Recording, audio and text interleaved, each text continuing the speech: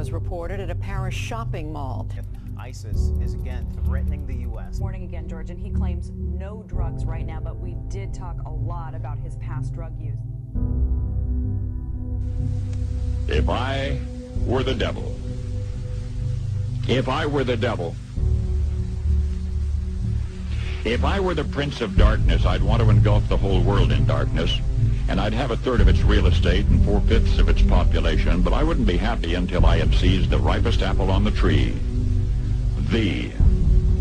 So I'd set about, however necessary, to take over the United States. I'd subvert the churches first. I'd begin with a campaign of whispers. With the wisdom of a serpent, I would whisper to you as I whispered to Eve, do as you please.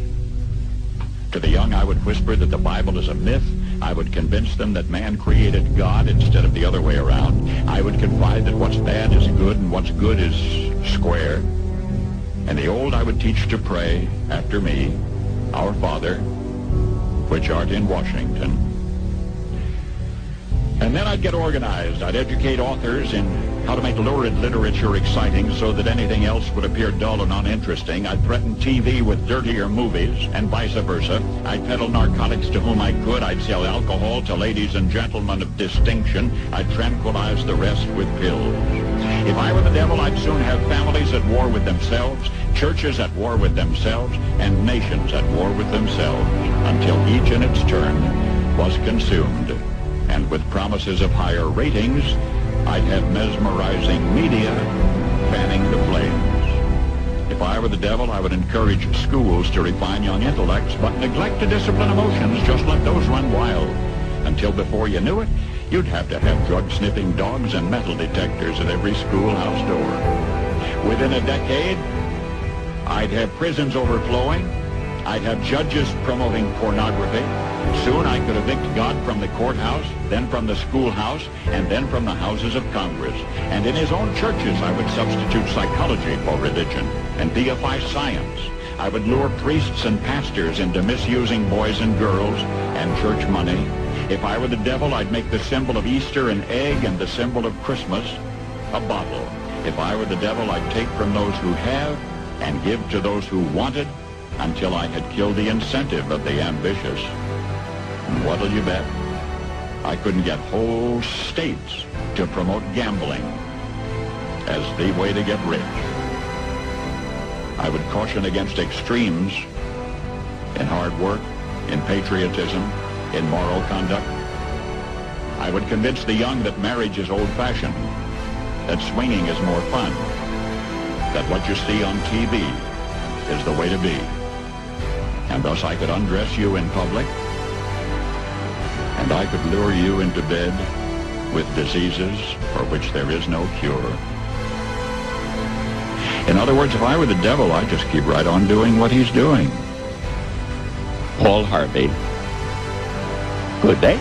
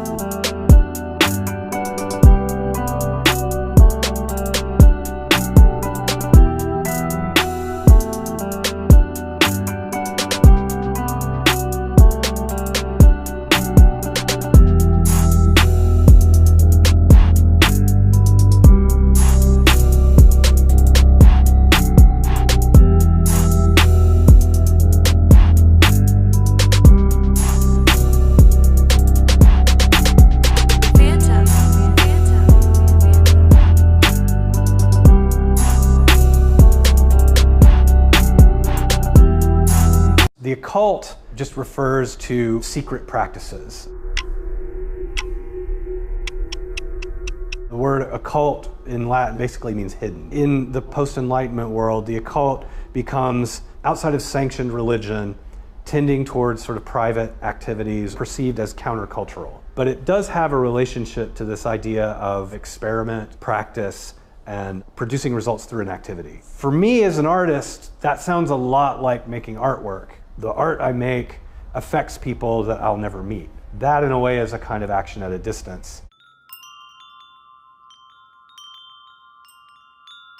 My art primarily is interested in visual traditions. I've really been focusing on ideas of magic, of the occult, and of beyond. So if one were looking for the occult in the everyday, I would point out the idea of a good luck charm. The object is supposed to produce a result that kind of don't really have a direct cause and effect relationship. Pinch of salt, broken mirror, 7 years of bad luck. A lot of the buildings that we live and work in, the leftover bits of the architecture that suggest its previous use have a kind of hidden or occult quality to them. Another place that I see magic in the everyday, nature. We have spent the last 5,000 years trying to build structures that separate us out or protect us from the natural order, and we're recognizing now that we've gone a little too far. Every form of magic I've ever worked with, you have to locate yourself in a moral universe. If you're not setting a moral compass, it will never work. One of the main entry points for the young practitioner is the Western esoteric tradition. It brings up the fluidity of cultural interaction, the sharing of mystical traditions, and the interaction that has been happening all along between these world traditions. The occult is all permeating.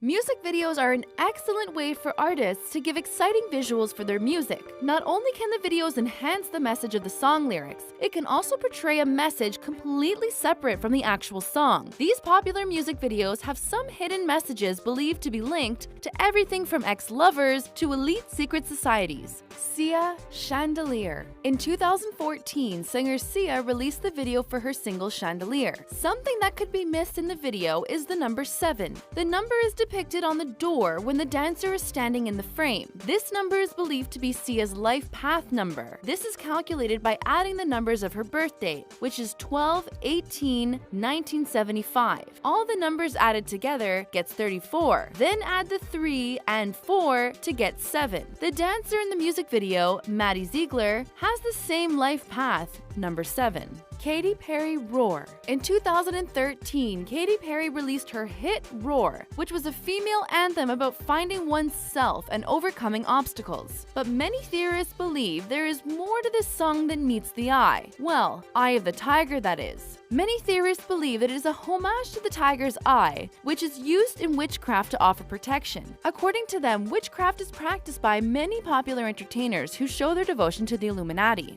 Rihanna Diamonds. Rihanna's 2013 hit Diamonds soared the charts for weeks. According to the songstress herself, the song Diamonds is a declaration of her love to ex Chris Brown and is meant to be hopeful and filled with happiness. She is seen bathing in deep waters, as a meaning that her love for him is as deep as the sea. She is also seen in numerous occasions holding Chris's hand, meaning that regardless of all the damage that has been done, she is still holding on to him. Ellie Goulding, Burn. In Ellie Goulding's Burn music video, lights, darkness, and one amazing party can be seen. What isn't so obvious to viewers is the song's strong civil rights undertones. The video shows people escaping their cages, climbing fences, and coming together for the celebration. This is a reference to people fighting to get through civil and social injustices. The song actually became a civil rights anthem in the US after gay marriage laws began being lifted. Justin Bieber, What Do You Mean? In the Justin Bieber What Do You Mean music video, you can see him going back and forth with the love interest. They are arguing 1 minute and then all over each other the next. They find themselves in an underground party with graffiti all over the walls. What could be easily missed in the graffiti mural is the name of Justin's ex, Selena, painted on the wall. Selena Gomez, Come and Get It. Selena Gomez's Come and Get It video turned up the heat in 2013. It also sent the internet ablaze with conspiracy theories. At the end of Gomez's video, she can be seen dancing around reflective panels. The theorists believe these panels are illusions of mind control or brainwashing. The panels represent the compartmentalizing of the brain, which is a technique used to desensitize the brain. The theorists also believe the panels and her dancing is representing the struggle she is going through as she transforms between herself and her controlled alter ego. Taylor Swift, Blank Space. It seems as though Taylor Swift was using the Blank Space video to make light of all the haters by addressing her many Hollywood boyfriends. Some people have claimed that Taylor is being used to glorify dysfunctional relationships. They believe this video is a way to brainwash the viewer to think toxic relationships are okay and glamorous. These images are dangerous for young viewers who may confuse toxic and unhappy relationships with actual love. One Direction, That's What Makes You Beautiful. One Direction sent tween hearts aflutter when they released the That's What Makes You Beautiful music video in 2011. The song suggests that the reason the love interest is so beautiful is because she doesn't know that she is. This leads the viewer to believe that the love interest is insecure. This is a hazardous message for young girls struggling with self-acceptance. Demi Lovato, Let It Go. Disney movies are always at the center of hidden message theories, so no one is surprised when the same is true for Demi Lovato's video for Let It Go. Concerned parents claim Frozen itself has a progressive lesbian agenda. The main theme behind the movie is how the main character was locked away and didn't feel her true self was safe. Through love and support, the main character ends up accepting herself in the end. And even LBGT leaders are agreeing that though the song may not have been intended to advocate LBGT youth, it has become somewhat of an anthem for them.